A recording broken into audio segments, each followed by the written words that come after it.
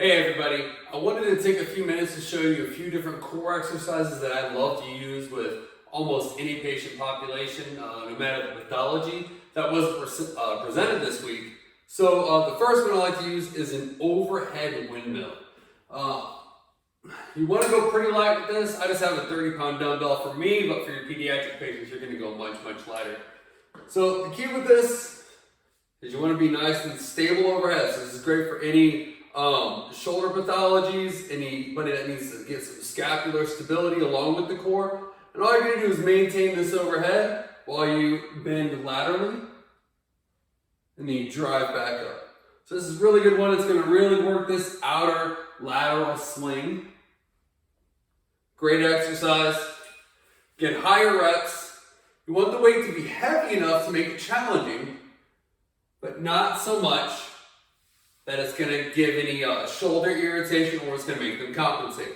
Now when you do it, you cannot go directly to the side, right? You do have to kind of come anterior a bit. And I also like to make them watch the weight as they perform the exercise. So that's one of the ones I love. Another is a carry series. One that you can start with is just called the suitcase carry. So you just carry your weight and you just simply walk. It's pretty easy. I like to use a longer distance, about 100 feet or so. So that's the suitcase carry. Another one that I love to use is called the waiter's carry. So again, it's just a lot more dynamic.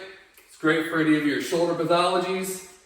So I love using these two carries together.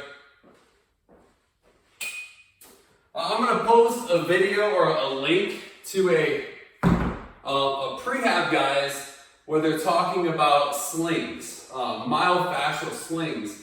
Using the carries is a great one to work the different diagonal slings that work throughout the body. So I'm going to post a link to that. So when I talk about the myofascial slings, you can kind of, they do a great job of breaking it down of what it is, how it works, and how to test for it. So I'm not going to recreate the wheel, I'll just let them do it for you.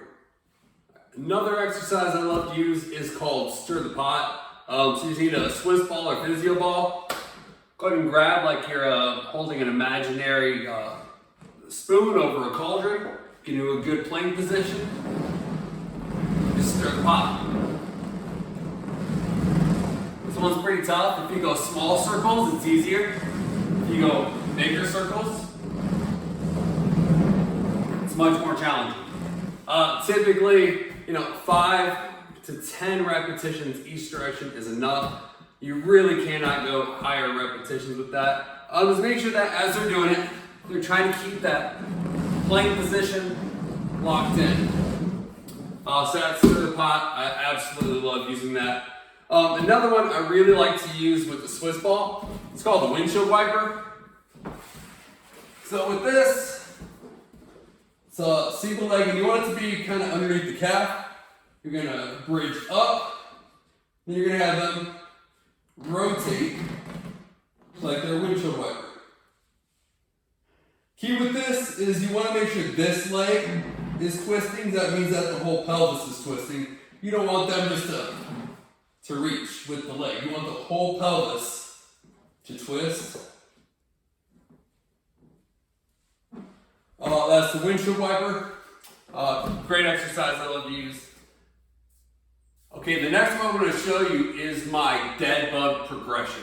Now, a lot of people have posted this week about dead bugs. There was a question about abdominal bracing in the quiz as well. And I want to show you what I found, what I've been taught, what I found to be true with these. First, use a blood pressure cuff. You don't know that the patient or the athlete is stabilizing their core unless you can visually see it. So keep it down, put it right in the lumbar spine. Now everybody usually jumps right into dead bugs, okay? But I want you to try this with the cuff on yourself so you can see that the steps leading up to it are really actually very hard, and especially if you do it with your athletes, you'll see that they find it challenging as well.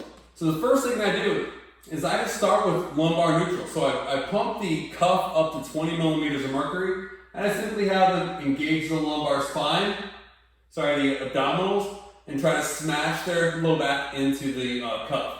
Now one key with this is if you call it a pelvic tilt, your patient will simply just tilt their pelvis using their hamstrings and glutes, right? I can do a pelvic tilt without actually using my abdominals. So I hate the term pelvic tilt. You want to make sure that you're watching here, they're not just simply using their glutes and hamstrings. You want to actually engage the abdominals. So you can give them the cue of drawing the belly button down. I like to give them the cue of taking their rib cage and bringing it, kind of rotating down toward their pubic bone. Sometimes people, they'll have really poor core control. I will allow them to curl up a little bit, but ideally they shouldn't have to curl and move their thoracic spine in order to engage the lumbopelvic region. So again, I want to see that they can bring it from 20 millimeters of mercury to at least 40. And then I want them to count out loud. So you can easily do a Valsalva and bear down, but if you have them count out loud, they're going to have a more difficult time. It's going to make them really focus on the appropriate muscles. So I have them count to 10. And while they're counting to 10, they're going to do that 25 repetitions. Only when they can do 25 repetitions, maintaining pressure, counting out loud, do I then allow them to go on to the alternating leg. So with this, they engage, bring that pressure to at least 40, and then they're going to work one leg out and back at a time, and then release. Engage, bring the pressure to at least 40 on the cuff, out and back, and they're watching the cuff the whole time. If that cuff drops all the way back down to that resting pressure of 20, they have not maintained their pressure. I make them also do 25 repetitions. I want a high volume. I want to really make those muscles have to work. If they can do that, 25 repetitions while maintaining pressure, then we go to dead bug. But I don't have them go dead bug with the feet in the air. Now I'm having them engage. They always keep one foot on the ground.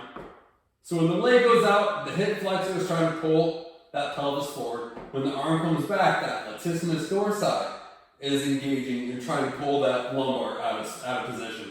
And when they work opposites, that's putting those oblique slings in play. Then I release, engage. Now they can't watch the cuff, so you have to watch it for them. So one side, the other side, release, engage. One side, other side, release. Only then, when they can attain 25 repetitions while maintaining pressure, do I then have them do continuous repetitions. So I'm still keeping the foot on the ground, but now instead of releasing, I'm having them continue to load the core, and they complete 5 repetitions. I'm going to have them do 5 sets of 5 repetitions. If they can do that while maintaining pressure for 5 sets of 5, now I finally bring them to 90-90 and have them do the same thing. And I bring them back to 1 at a time.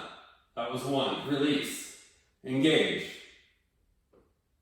I'm telling you, work yourself through that progression. Work your athletes through. You'll find out that they have a hard time doing it at those easy levels.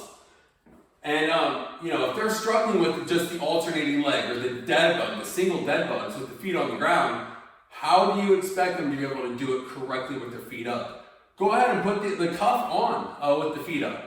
See that, make sure they're able to do it correctly. I only progress them when they're able to get past the first step that's previous to it. Okay, another exercise I like to use is a unilateral loaded dumbbell bench press. Many people have posted or commented in the essay question about using bench press on a stability ball. That's a great way to engage the core more. But the way I like to use it is with just doing one side at a time and not having anything in your opposite hand to balance you. So the weight has to be heavy enough that it engages the core, but not so heavy that you're gonna not be able to do a good number of reps with that shoulder. You also have to be on the lookout for anybody with a shoulder injury that you're not going too heavy, and anybody with a hypermobile shoulder. Because you're only loading one side, you have to make sure that they're not going to overextend on that side there.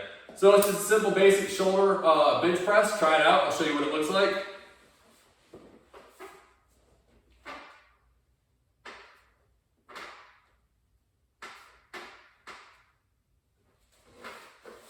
Try that out. You'll really feel how much it's engaging the core when you only load one side on that.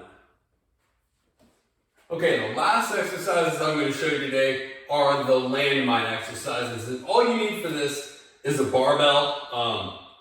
If you have a landmine adapter on a squat rack, or if you have a corner piece, that's fine. I just put it right into a towel in the corner, and I found it doesn't do any damage. You want to go pretty light with this. I just have a 25-pound plate on, so you don't want to go too heavy with it. First one I like to use is a swing.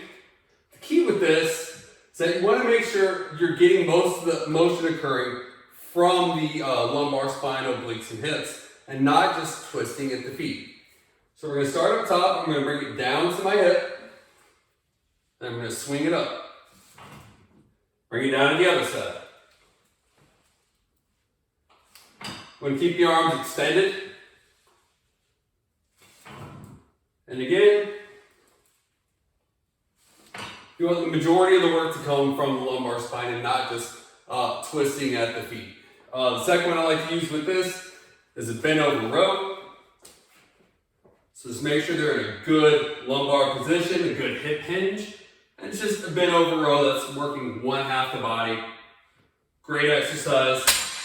Last one I like to use is a half kneel or a tall kneeling shoulder press.